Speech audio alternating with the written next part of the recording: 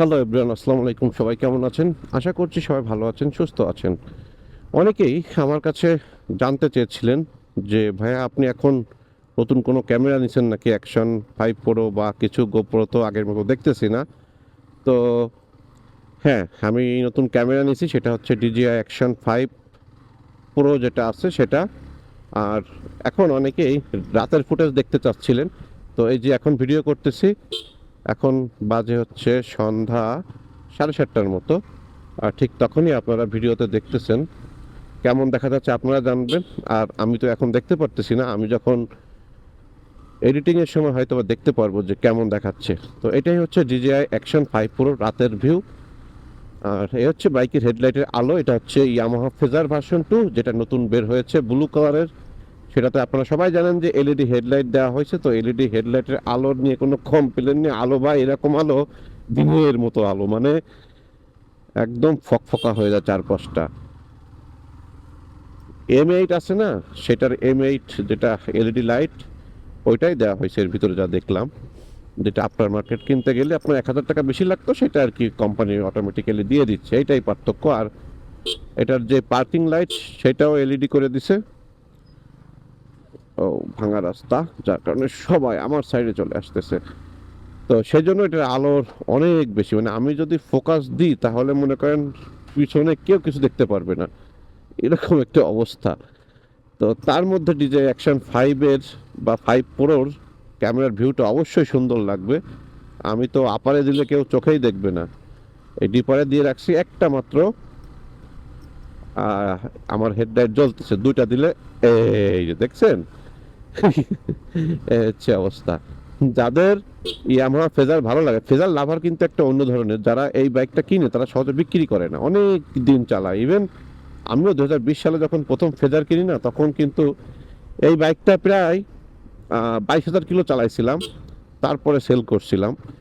তো সেল করার পরে খুব মিস করছি বাইকটা থেকে। তো তখন আবার MT-15 বের হয়ে গেল, যার কারণে আর ফেজার বেশি দিন আমি চালাইলাম না। কিন্তু মিস করছি অনেক, কারণ ফেজার না একটা আরামদায়ক বাইক। এটার মধ্যে একটা প্রাইভেট কার একটা ভাব আছে, একটা ফিল আছে, শান্ত শিষ্ট একটা বাইক। আর ডুয়েল হেডলাইটটা, লুকটা অনেক সুন্দর লাগে। আমি জিক্সার 250 যখন চালাইছি তখন না কেউ কখনো জিজ্ঞাসা করে নাই যে এটা কি বাইক বা কিছু। কিন্তু আমি কেন জানি এই ফেজারের বাইকটা, যতবারই আমি ফেজার বাইক বা কিটওয়ালা বাইক বিশেষ করে কোথাও নিয়ে গেলে না, দেখবেন যে কেমন জানি মানুষ, ভাই বাইকটা তো জোস লাগে, কি বাইক এটা। আমাদের দেশের মানুষ একটু কিটওয়ালা বাইকের কেমন যেন একটু বেশি ফ্যান। আমার সবই ভালো লাগে, আমি কিটওয়ালা বাইকও চালাই, মাঝে মধ্যে আবার নেকেট বাইকও চালাই। আমার কাছে না কোনো বাইকটাকে আমি কি বলবো, যেমন জিক্সার 250 আমার কাছে নেকেটটা বেশি ভালো লাগে।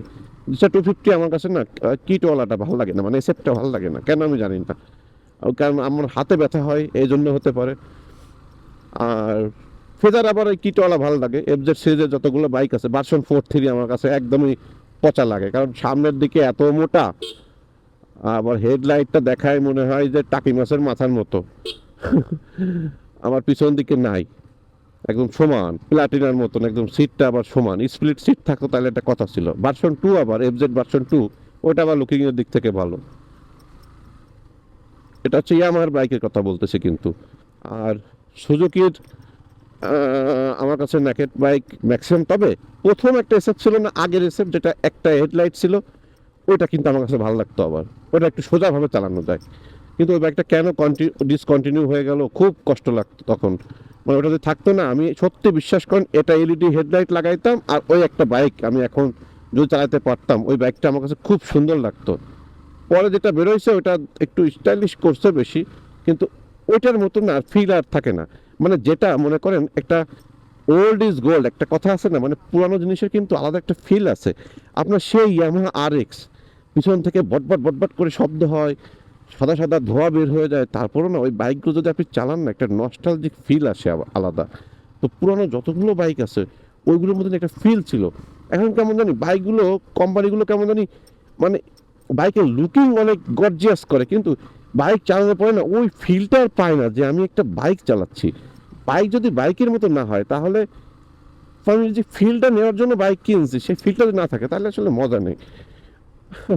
এটা আমার কথা যারা বাইকার তারা বুঝবেন যে আসলে আমি কি রকম একটা ফিল্ডের কথা বলতেছি। মানে চালানোর একটা কিন্তু মজা আছে যে না আমি একটা ইয়ামাহা আরএক্স চালাচ্ছি, একটা ফেজার চালাচ্ছি, একটা এসএফ চালাচ্ছি, একটা হোন্ডা হর্নেট চালাচ্ছি। প্রত্যেকটা কিন্তু একটা ইন্ডিভিজুয়ালি একটা বলতে লিজেন্ড। এই হর্নেট, এই ফেজার, R15 ভার্সন 1 এগুলো কিন্তু একটা লিজেন্ড বাইক। এগুলো যখন বের হয়েছিল একদম প্রথমে তখন কিন্তু দাম ছিল কিন্তু এখনকার প্রিমিয়াম সেগমেন্টের বাইকের মতোই। একটা সময় আহ, ওটাকে কি বলে, হিরো হুন্ডা হাং ছিল। হাং তো মানে সেই রকম পপুলার ছিল যখন হিরো হোন্ডা হাং ছিল। পরে যখন হোন্ডার কাছ থেকে হিরো আলাদা হয়ে গেল, এরপরে দামও কমা শুরু করলো, আর কোনো খোঁজ নেই। এরপরে হাঙ্ক একদমই বিলীন হয়ে গেল। এরপরে হোন্ডার অনেক বাইক আছে, যেমন এক্স ব্লেড একটা সময় আসলো, রোবোটিক ফেস। মানে আজকে কেমন যেন সব বাইক নিয়ে আলোচনা করতে মন চাচ্ছে, নস্টালজিক হয়ে দেখছেন। কথা বলতে বলতে ছিলাম কোন টপিকসে, ডিজি অ্যাকশন 5 প্রোর রাতের ভিউ, সেখান থেকে চলে গেলাম নস্টালজিক হয়ে চলে গেলাম এতগুলা বাইকের নাম নিলাম। এর কারণ হচ্ছে কি জানেন, পুরনো বাইক যতই আপনি আবার চালান না কেন আপনার ভিতরে না একটা অনুভূতি কাজ করবে, ভালো লাগা কাজ করবে, যেটা আমি এখনকার বাইকে কেমন জানি পাই না। এখন বাইকে শুধু আছে কি কস্ট কাটিং, আর এক গাদা প্লাস্টিক দিয়ে বাইকটাকে একদম বাল্কি করে একটা বোঝাবে যে বাইকটা আসলে একটা সেই রকম বাইক। হ্যাঁ, একটা প্রাণীর লুক দেওয়ার চেষ্টা করবে। কখনো কখনো দেখি তো আমরা MP15 কে লুক দিছে, দুটো চোখ থাকবে সামনে নাকের মতো। তারপরে এই যে দুটো হেডলাইট বাঘের মতো, এই সেই কত কিছু দেখি বিজ্ঞাপনের, মুখরোচক বিজ্ঞাপন। মানে কিন্তু সেই ফিল আর আগের মতন পাই না যেরকম আগে পাইতাম। এটা খুব একটা ডেঞ্জারাস মোড়, সামনে পিছনে ভালো করে দেখে তারপর এই মোড়টা ওভারটেক করতে হয়। যাই হোক ভিউয়ার্স, অনেক নস্টালজিক কথাবার্তা বললাম।